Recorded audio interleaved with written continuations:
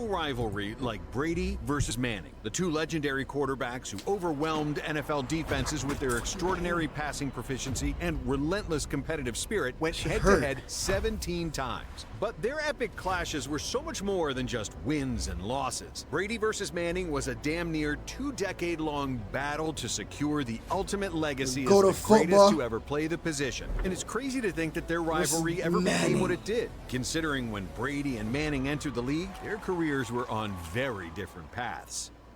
Peyton Manning was drafted number 1 overall in the '98 draft. Yep. Indianapolis Colts select quarterback, University of the Colts did win a Super Bowl. Manning gave him a Super Bowl. I forgot about that. A prodigy, destined for greatness. Then there's Tom Brady, a 6th-round draft pick out of Michigan, who started as the Patriots' 4th-string quarterback, with no indication he might ever become a starting play caller, let alone a Super Bowl MVP. So I'm like, yeah, I'm gonna make the team. Don't worry about that. But in 2001, long hair Brady, Super Bowl MVP. So I'm like, yeah, I'm gonna make the team. Don't worry about that. But in 2001, fate intervened. A sudden injury to New England quarterback Drew Bledsoe catapulted the inexperienced Brady into the spotlight. In any unforeseen circumstances, Tom will be the quarterback. Faced with making his first career start against none other than Peyton Manning and the undefeated Colts, it was a turning point that changed the course of the Patriots franchise forever. I remember running out. I'm gonna come here and make a statement. He came up right to me and said, "Hey, Tom, Peyton Manning." I was like, "No." Even though the Pats were huge underdogs, the first showdown between the two future greats saw New England demolish the Colts, 44-13. First start for Tom Brady, first win for Tom Brady. With 2 of Peyton's 3 interceptions returned for touchdowns. Brady took a sack on his first play, but that wouldn't be a sign of things to come. Instead, he threw for 168 yards, and more importantly, kept the turnovers to 0. Showing Brady might make an okay seat filler until Bledsoe's return. 3 weeks later, the battlefield shifted from Foxborough to Indy, but the outcome stayed the same, with New England powering past Manning and the Colts 38-17. Patriot Nation was over the moon with how their young substitute QB appeared to step up his game, showing subtle hints of his eventual mastery of Belichick's intricate playbook as Brady went 200 yards plus through the air, along with 3 touchdowns. The Colts finished 6-10 and quickly showed Jim Mora the door. You kidding me? Playoffs? Yeah, that guy. But there was no kidding around about New England's playoff run. Brady, now officially the starter, caught lightning in a bottle, knocking off the Raiders and Steelers on his way to a Super Bowl 36 showdown against Kurt Warner and the 14-point favorite St. Louis Rams. But the greatest show on turf couldn't live up to the hype, as the Patriots showed up and showed out with a 2017 win to secure their first Super Bowl title. In 2003, Manning lost to the Pats again, but in a more respectable fashion. This time with New England just squeaking out the win, thanks to a huge goal line stand in the final minutes of their Week 13 matchup against Indy. But enough with the regular season matchups. The playoffs. Look at the beard. Playoffs? That's where it really matters. In their 4th matchup, the Sheriff and the Golden Boys squared off in the 2003 AFC Championship with Super Bowl 38 on the line. Manning had been killing it throughout these playoffs, throwing 8 touchdowns with 0 interceptions in wins over Denver and Kansas City, and looked to continue the throwing barrage in snowy Foxborough. And he did just that, throwing all over Gillette. The only problem? He was throwing to the wrong team. This guy, Manning. On a roll, throws it. Ty Law picks it off. Sure, the law is usually on the Sheriff's side, but Peyton, dude, cornerback Ty Law is not on your team. Heavy rushing on the far sideline, short picked off. Ty Law. In Super Bowl 38, TB12 went off against the Panthers, completing 32 passes, the most in Super Bowl history, and throwing for 354 yards, the 5th most in Super Bowl history. Sure, the most talked about moment was Justin Timberlake exposing Janet Jackson's stylishly pierced nipple. But with Brady winning his 2nd Super Bowl MVP and then beating the Colts in the 04 season opener. And Vanderjack cannot make it. At this point, just like Janet's nipple, Peyton Manning looked completely exposed, now sitting at 0-5 against Brady and the Patriots. Sorry, did we say 5 losses? Let's jump to 6 straight, as the Horseshoes wrapped their season just like it started, with a loss in Foxborough, as Brady tattooed an embarrassing 20-3 playoff loss onto the ample-sized forehead of one Peyton Manning. For Brady, it was back to the Super Bowl. For Manning, it was back to another disappointing offseason, this time with a growing reputation as a playoff choke artist. Brady won his third Lombardi trophy after handing Philadelphia a 41-33 loss in Super Bowl 39. The win put Brady's playoff record at an astonishing 9-0 undefeated streak, a first for any NFL quarterback, and a mark no quarterback I like will put him with the likely mouth ever I can't hear what's match. outside. By 2005, Manning was a two-time league MVP with a laser rocket arm.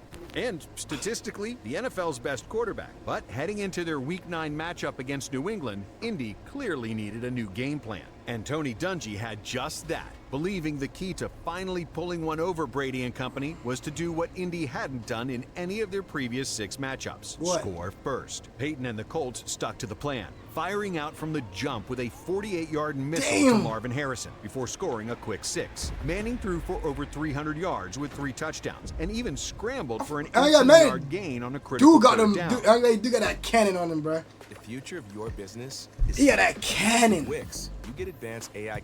Manning running for first downs? It was different, but fitting, as the rivalry finally took a different direction, with Peyton snagging his first career win over his arch-rival, 40-21. Finally. Now, it was the Colts riding a wave of momentum into their I annual keep losing showdown like that. with the Pats. Not only were they fresh off their win from last season, but in 2006, Indy rolled in with an undefeated 9-0 record. Manning once again struck first, scrambling to avoid a sack before tossing a 44-yard dart to Marvin Harrison. This set up the first of 2 TDs to Harrison, the second being an incredible one-handed grab to help Indy take the win 27-20. Brady's performance was not only his worst in the 17-game series with Manning, but his 0 touchdown, 4 interception performance is one of Brady's worst games in his 21-year career. But despite Indy taking 2 in a row, when it came to the playoffs, New England was sitting pretty as the AFC's top seed. Fans assumed the Patriots would rout the Colts in the 2006 AFC title game, especially after taking an early double-digit lead. Hell no. But the Colts didn't crumble. Instead, the Sheriff threw for 349 yards to erase a 21-3 deficit and engineer the greatest comeback in AFC Championship history, outdueling Brady in a 38-34 win. Finally, it was Manning's turn to step onto sport's grandest stage, punching his ticket to Super Bowl 41 against the Bears in Miami. Oh, yeah, It was the the first close one. Super Bowl played in rainy conditions. But that didn't slow down Chicago's Devin Hester, who took the opening kick 92 yards to the house, Devin the quickest Hester. score in Super He ain't Bowl even history. so- But playing catch-up was nothing new tell for you, Manning bro, and the Colts. the Down Colts won. 14-6 in the first quarter was, as the large Spanish-speaking population in Miami might say, nada. Manning flipped the script and started raining down points to outscore Chicago in the last 3 quarters, 23-3. The Colts were victorious, and just like Brady in his first Super Bowl, Peyton was named the game's MVP.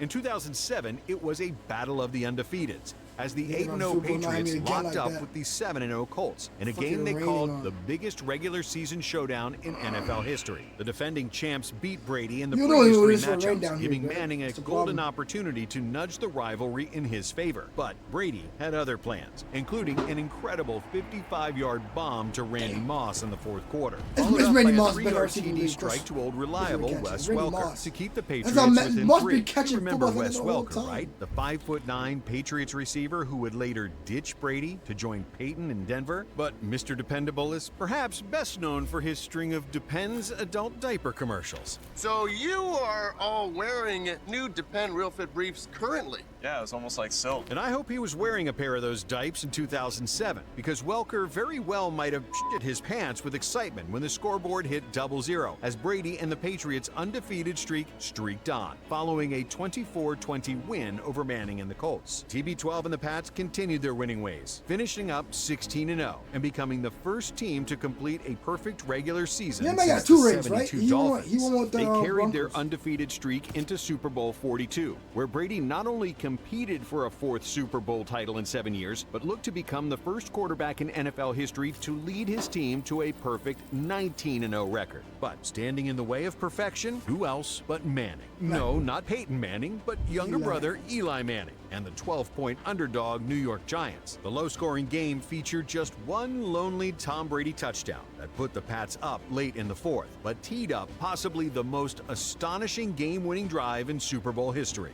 You know the one. Oh, they quit. This ball's thrown, and Tyree just goes up for it like a basketball player. Harrison trying to knock it down. Eli's touchdown pass 4 plays later slammed the door on Brady's fourth Lombardi and secured back-to-back Super Bowl wins for the Manning brothers. In 2008, the Brady secured back-to-back Super Bowl wins for the Manning brothers.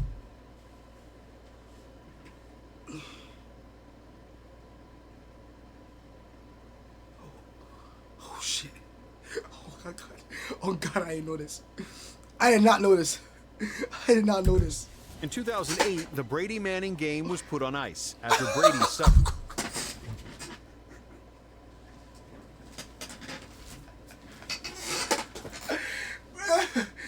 Oh,